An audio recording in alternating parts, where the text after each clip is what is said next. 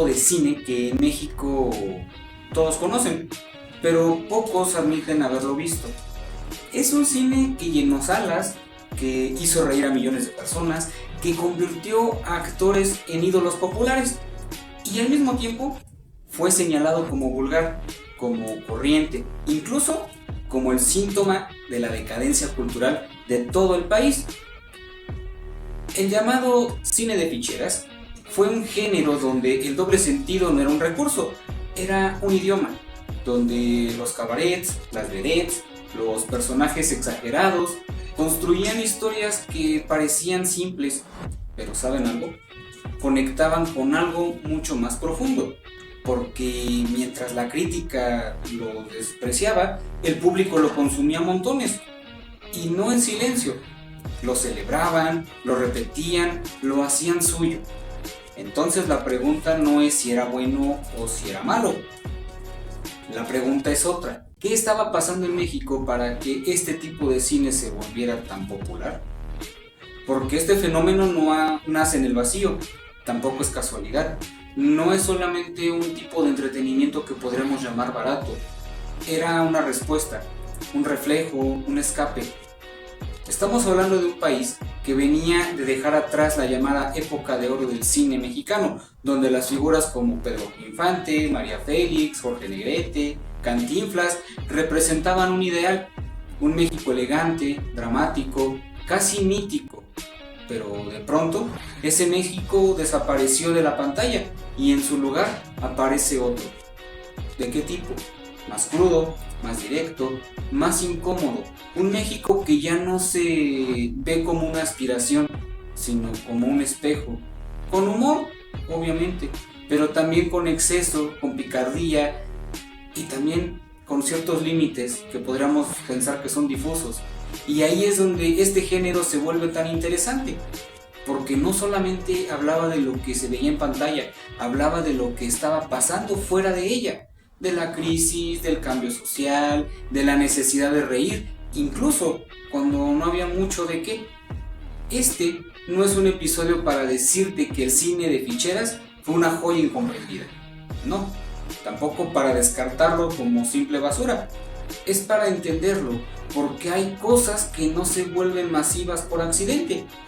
Y si millones de personas conectaron con este tipo de historias, entonces quizá valga la pena hacerse la pregunta correcta.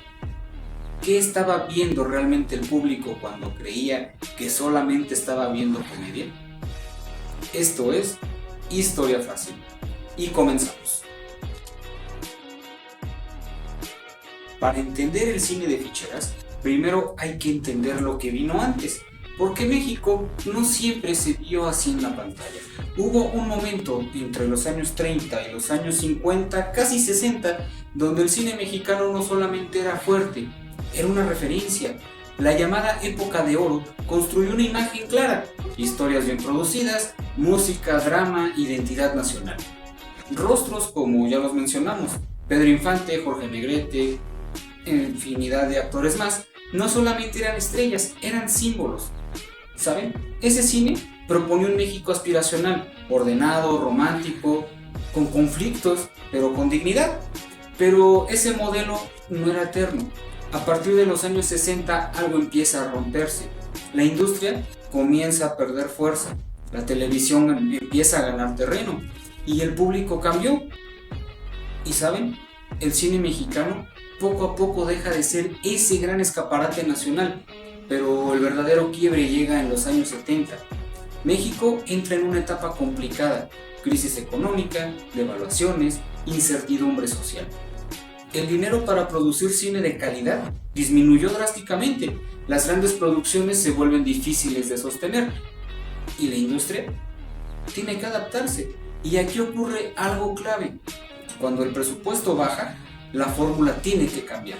Ya no se trata de hacer cine perfecto, se trata de hacer cine que venda rápido y que cueste barato y que conecte de inmediato. Y es ahí donde el tono tiene que transformarse. El México elegante de la época de oro comienza a desaparecer de la pantalla y en su lugar aparece otro que es más cercano a la calle, más directo, más crudo, incluso más cotidiano, y también se vuelve permisivo, porque al mismo tiempo la censura comenzaba a relajarse. ¿Saben de qué manera?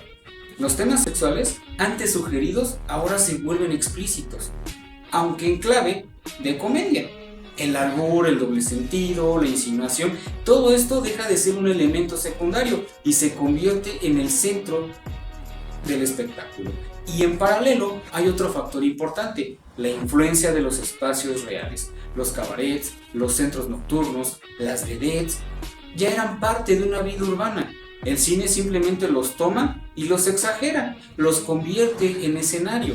Y así, casi en un momento claro de transición, México empieza un cine que idealizaba la realidad, a uno que ahora la caricaturizaba.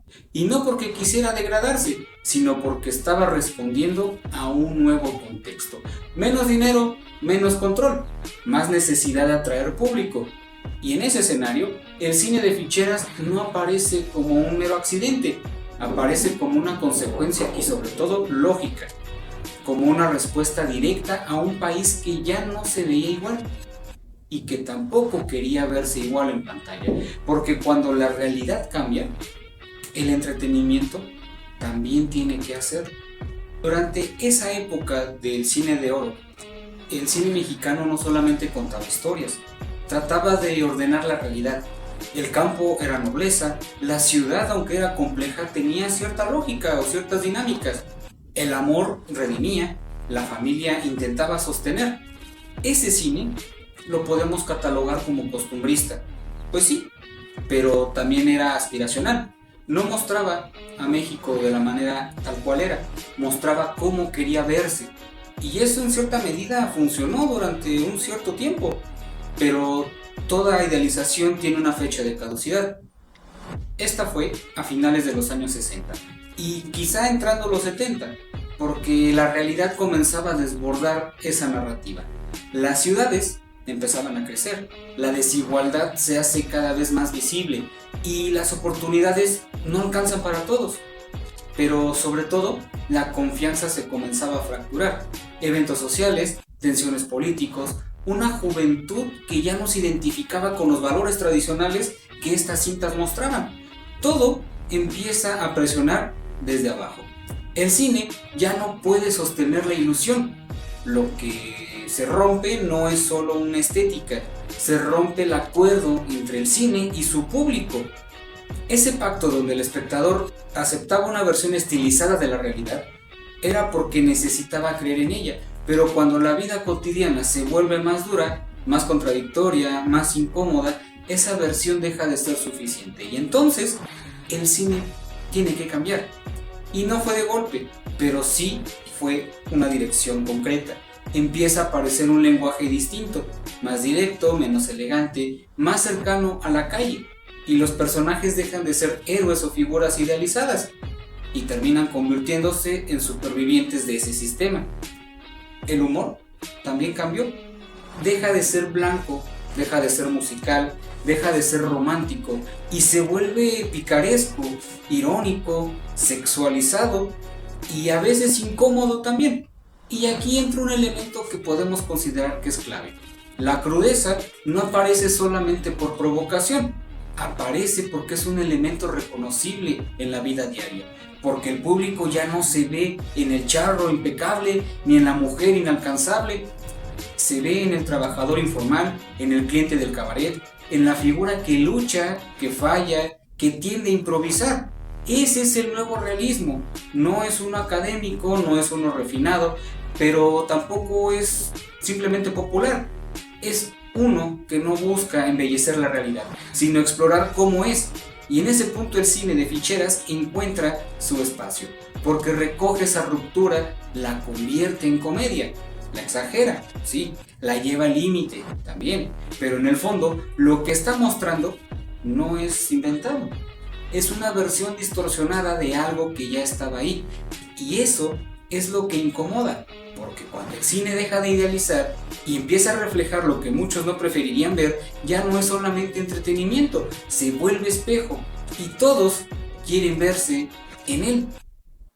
Si llegaste hasta aquí y quieres que hablemos del cine de la época de oro? Déjalo en comentarios, porque es tan extensa esta etapa que no la podemos abordar aquí del todo. Continuamos. El cine de ficheras no aparece como un movimiento artístico. No, para nada. No hay un manifiesto, no hay una intención estética profunda. Aparece como una fórmula, una que se fue construyendo poco a poco hasta que alguien entendió que funcionaba. El término fichera viene de los cabarets, mujeres que trabajaban bailando o acompañando a los clientes y cobraban por cada pieza, por una bebida, por un momento de atención. Se les daba una ficha que luego cobraban. Ese universo ya existía en la vida nocturna en la Ciudad de México, desde el cine de la época de oro. Pero el cine solamente hizo una cosa, lo visualizó y lo llevó a la pantalla, pero también tendió a exagerarlo. A mediados de los años 70 comienza a surgir películas que combinaban tres elementos muy claros: comedia, erotismo ligero y doble sentido. Esta combinación no es nada sofisticada, tampoco es compleja, pero altamente efectiva. Una de las películas que suele marcar ese punto de arranque es Bellas de Noche. Ahí la fórmula queda clara: cabarets como escenario, historias simples, personajes caricaturizados y un lenguaje que conectaba directamente con el público. Y cuando algo funciona en taquilla, se repite y se repite. El género creció de manera exponencial, se volvió rentable, se volvió constante y se volvió una industria. Y con esa industria, evidentemente llegan los rostros, actores que entendieron perfectamente el tono y lo llevaron al límite. Figuras como Alfonso Sayas, con ese estilo despreocupado y picaresco; Rafael Inclán, con una presencia que combinaba sarcasmo y comedia física; o Luis de Alba, llevando personajes exagerados al terreno del absurdo. Ellos no eran galanes, jamás, eran otra cosa, era algo más cercano al público, más imperfectos, más reales y dentro de su exageración. Y del otro lado, las vedettes, mujeres que no solo apreciaban, dominaban la pantalla. Figuras como Lin May, Sasha Montenegro o Angélica Chaín no eran personajes secundarios, eran parte central del atractivo de este género, porque representaban sensualidad, presencia escénica, seguridad, pero también estereotipo, porque el guión no les pedía profundidad, les pedía impacto. Y así, entre actores que dominaban la comedia popular y vedettes que representaban el deseo de la pantalla, el género se consolidó. Sin grandes pretensiones tampoco, sin buscar reconocimiento crítico, pero con algo que muchos otros géneros no tenían en ese momento, que era respuesta del público. Porque al final, el cine de ficheras no nació desde la teoría, nació desde la taquilla, donde entender qué quería ver la gente y dárselo sin filtros fue la fórmula ganadora. Y por lo tanto, no importaba qué dijera la crítica, el género ya había encontrado su lugar. Ya que este género había llegado a este punto, la pregunta ya no es cómo nació, la pregunta ahora es un poco incómoda: ¿qué está mostrando realmente este cine? Porque en la superficie todo aparece como algo claro, pues comedia, risas, situaciones absurdas, diálogos cargados de doble sentido, albures, encueratrices, sí, un humor que no se detiene a pensar demasiado, solo intenta provocar reacción.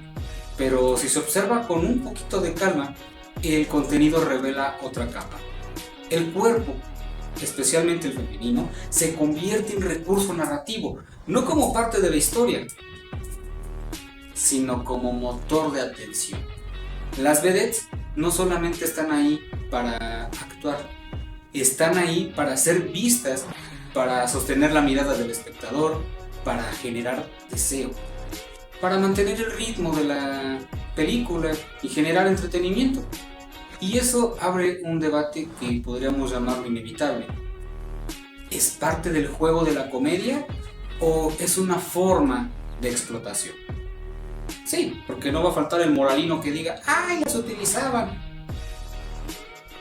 Porque el género no es sutil, la insinuación es constante, el albur es directo, la sexualidad no se esconde, incluso se exagera.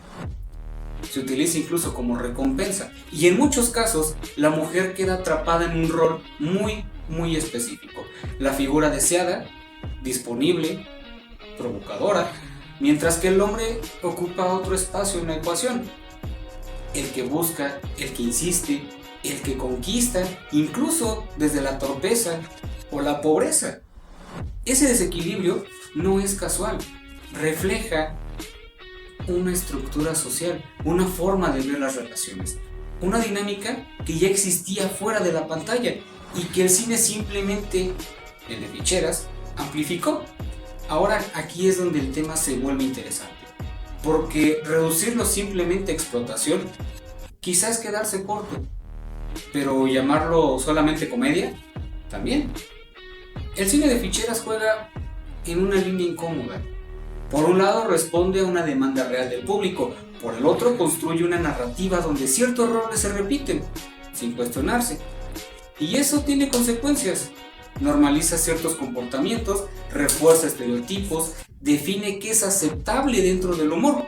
Pero ahí el tiempo también lidera, porque para muchos espectadores este tipo de comedia representa algo que no encontraban en otros espacios, que era la irreverencia, la ruptura del sistema, falta de filtros. Esto es una forma de decir lo que antes normalmente no se decía, y ahí está la contradicción. ¿Liberaba o limitaba?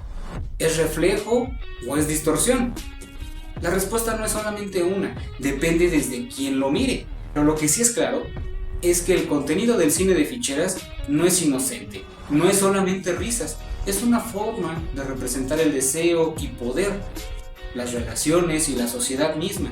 Y cuando el entretenimiento empieza a hacer eso, deja de convertirse en una cuestión ligera, se vuelve incómodo, porque ya no solo te hace reír, también te obliga, aunque sea por un segundo, a preguntarte por qué.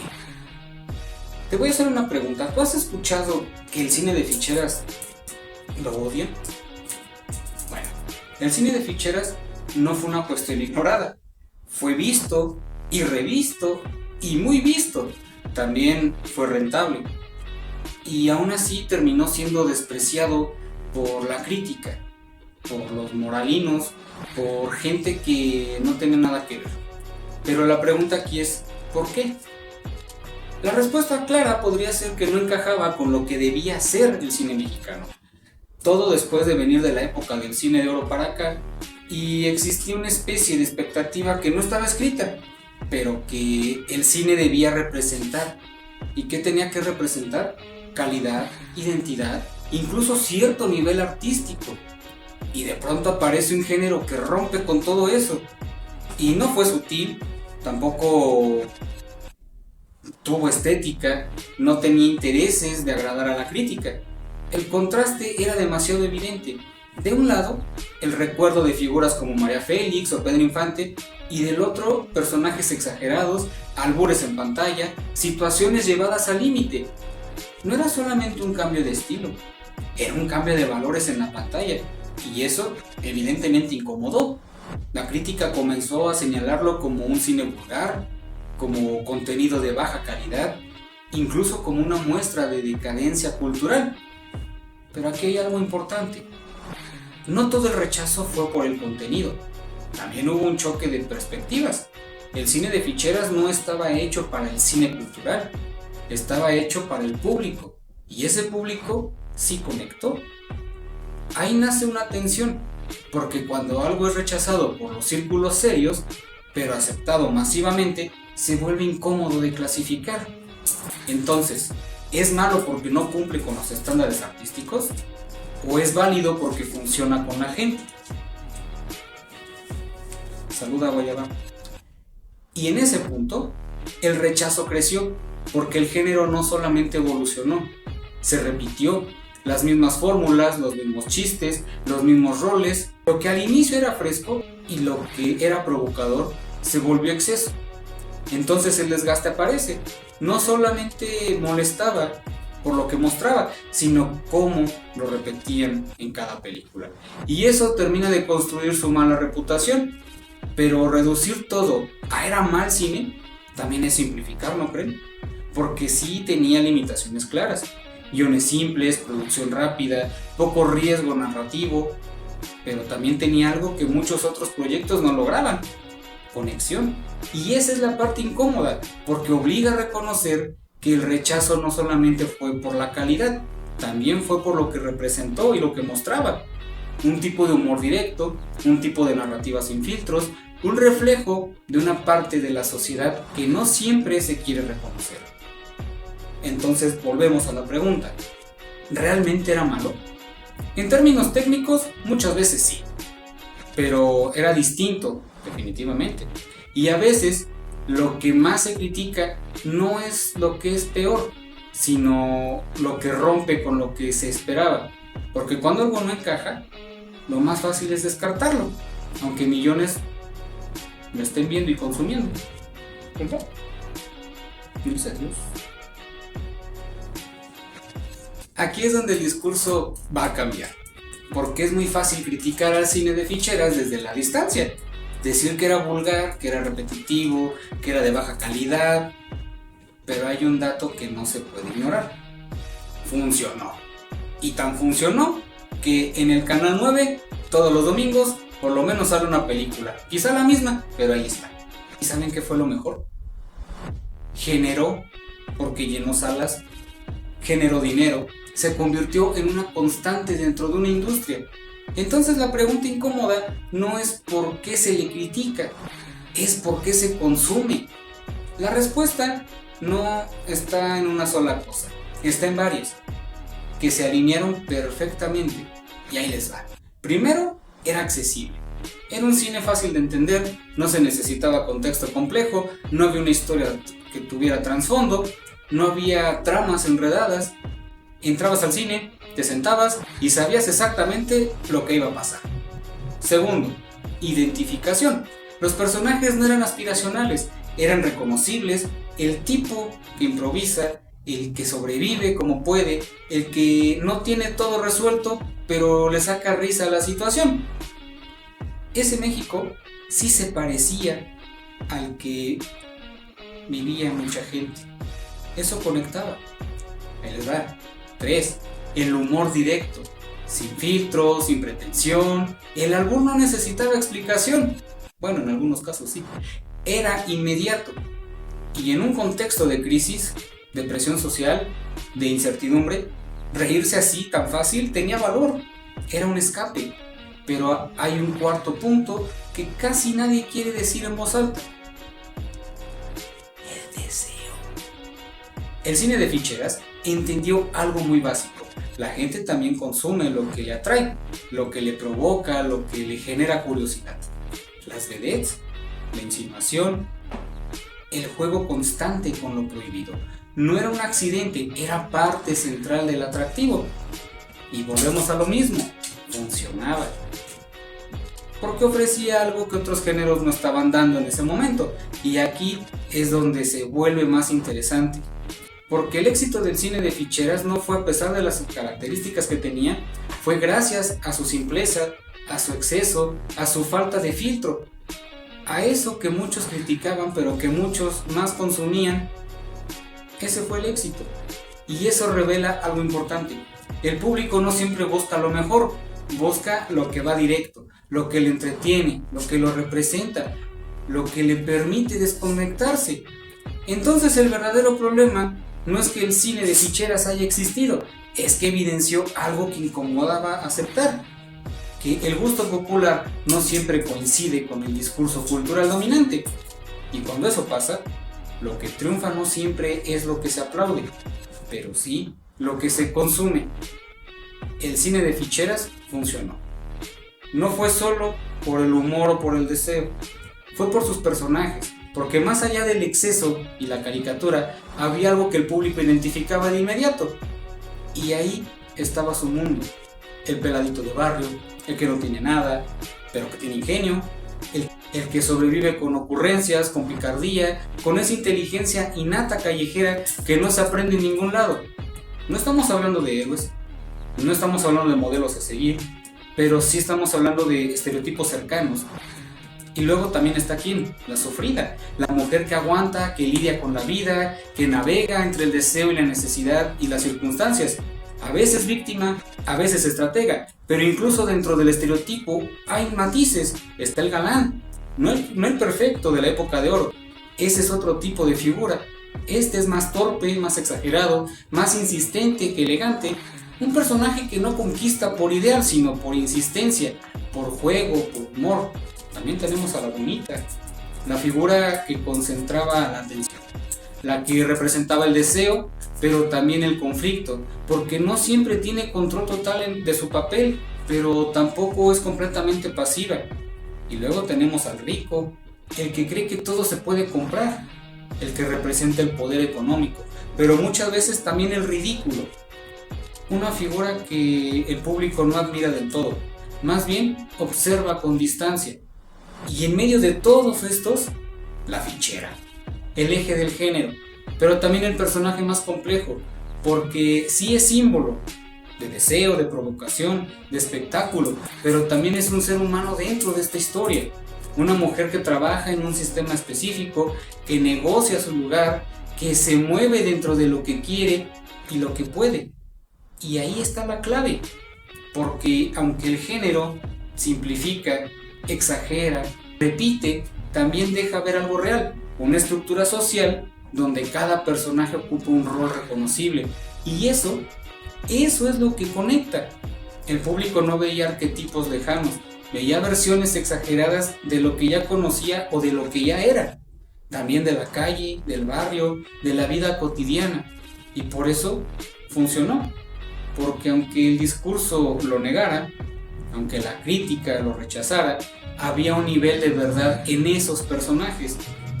Y no era una verdad perfecta, no era una representación justa, pero sí una lo suficientemente cercana como para que la gente dijera: oye, yo conozco a alguien así. Y cuando eso pasaba, el cine dejaba de ser una cuestión ajena, se volvía propio, aunque no siempre lo queramos admitir. Con el paso del tiempo, este cine dejó de dominar la taquilla, como todos los cines anteriores. Las fórmulas terminaron por agotarse, el público cambió, la industria tomó otros caminos y, como suele pasar, vino el veredicto final. Es malo ese cine, pero esa conclusión, aunque cómoda, se queda corta. Ya lo explicamos, porque cuando algo logra marcar una época no puede explicarse solo desde su calidad técnica. Tiene que entenderse desde su contexto, desde su realidad, desde sus características, desde sus elementos que lo conforman.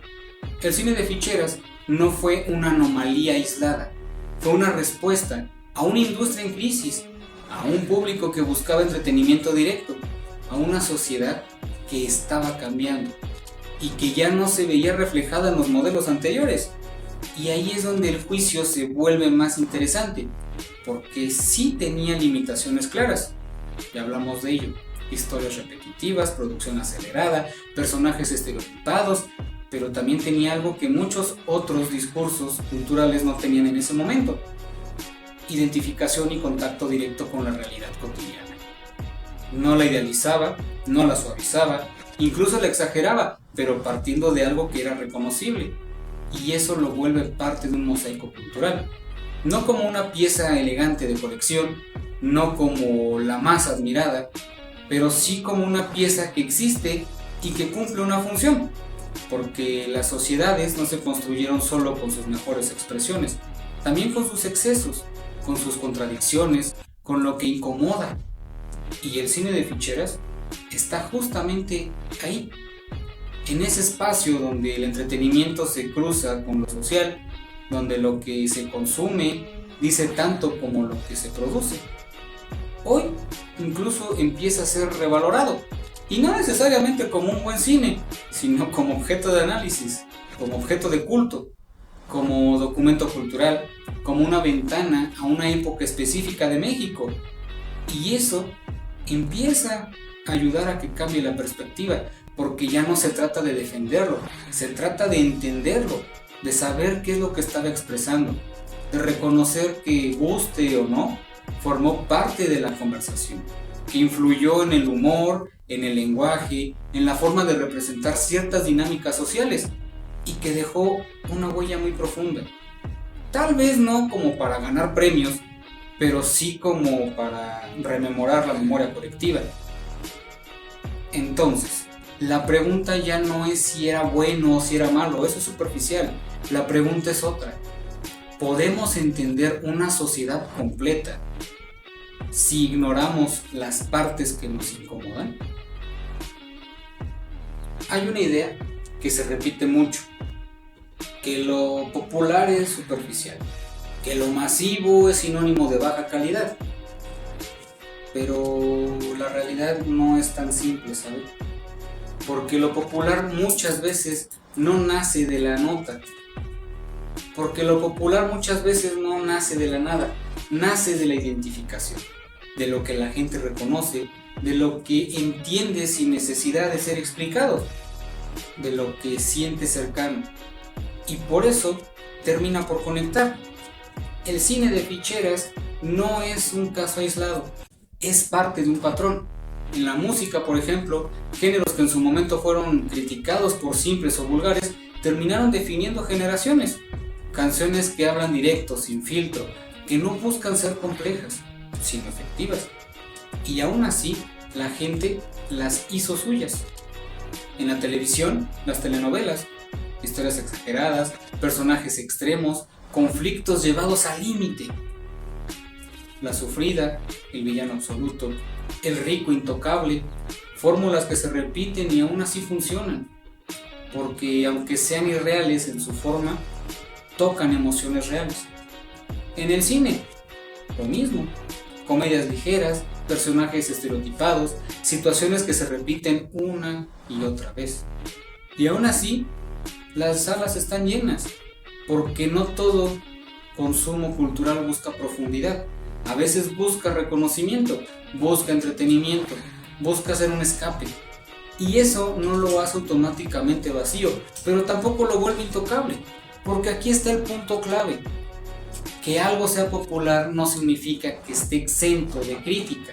El cine de ficheras reflejaba cosas reales, sí, pero también reforzaba estereotipos, también normalizaba ciertas dinámicas, también repetía fórmulas que con el tiempo podían volverse limitadas. Y eso aplica para cualquier expresión cultural. La música que conecta también puede simplificar. Las novelas que emocionan también pueden exagerar. El cine que entretiene también puede encasillar. Entonces la pregunta no es si lo popular es bueno o malo. La pregunta es qué está diciendo y qué está dejando fuera.